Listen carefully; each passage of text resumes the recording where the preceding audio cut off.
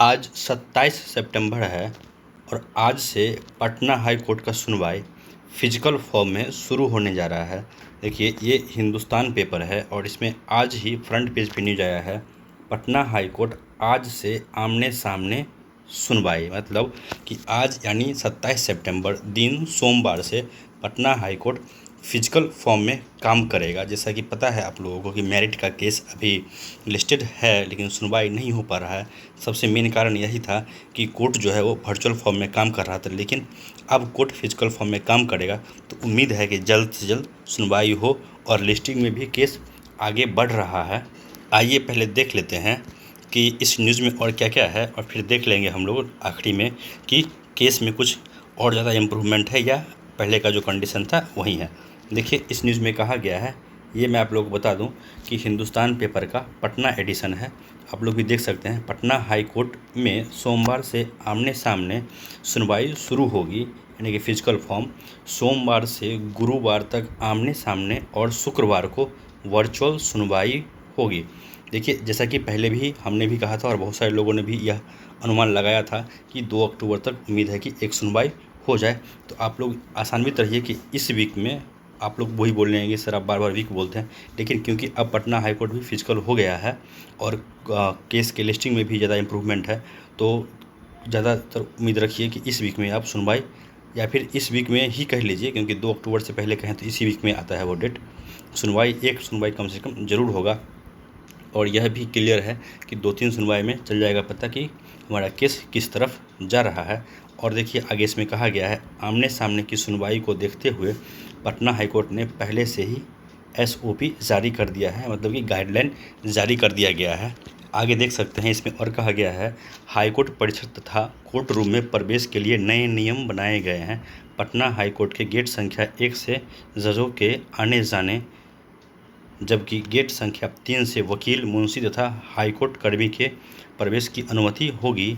Gate संख्या 4 से वकील, मुंशी एवं हाईकोर्ट कर्मी सहित अन्य लोग आ जा सकेंगे। तो ये तो उनका अपना गाइडलाइन है, ये हमारे टॉपिक से संबंधित है नहीं। यही न्यूज़ डिटेल्ड फॉर्म में फिर से इसी पेपर के पेज 2 पे भी है, लेकिन इसमें जो भी है वो कोर्ट का गाइडलाइन है, वो हमारे न तो केस से संबंधित है और ना ही इसका मेरिट के न्यूज़ से कोई लेना देना है।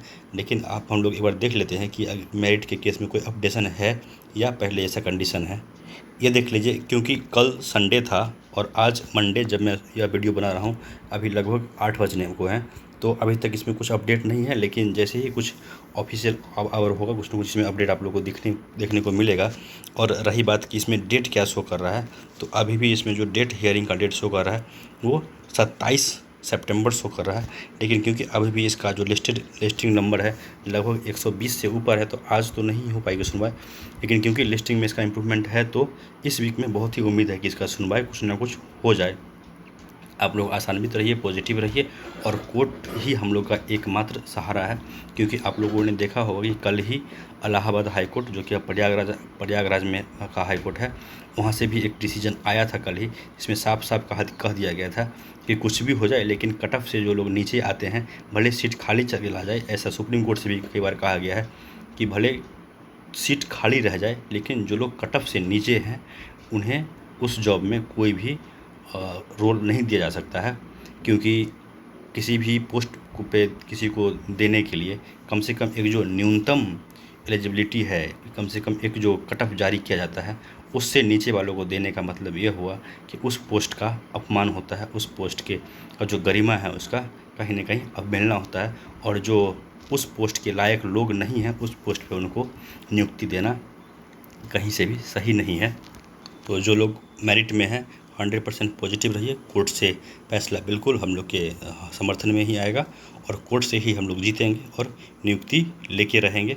और जैसा कि सरकार का रवैया है, तो इस साल तो लोग पूछते हैं कि सर कब तक हो पाएगी, इस साल उम्मीद कम है। अगर आप लोग सिर्फ इस जॉब के इंतजार में हैं तो आप लोगों से निवेदन है कि कुछ आप लोग अपना करिए तब तक, क्योंकि इतना दिन खाली बैठना एक जॉब के इंतजार में कहीं से भी सही नहीं होगा। क्योंकि जो भी प्रक्रिया होगा वो चुनाव के बाद ही होगा और आप लोग को पता है कि चुनाव के बहाने सरकार कम से कम नवंबर दिसंबर तक तो मामला को टाल ही देगी। तो अगले साल ही होगा और अगले साल 100% हो जाएगा, जो भी हो, लेकिन अगले साल 100% हो जाएगा। दोस्तों, इस वीडियो में इतना है। आप लोग का वीडियो देखने के लिए बहुत बहुत धन्यवाद।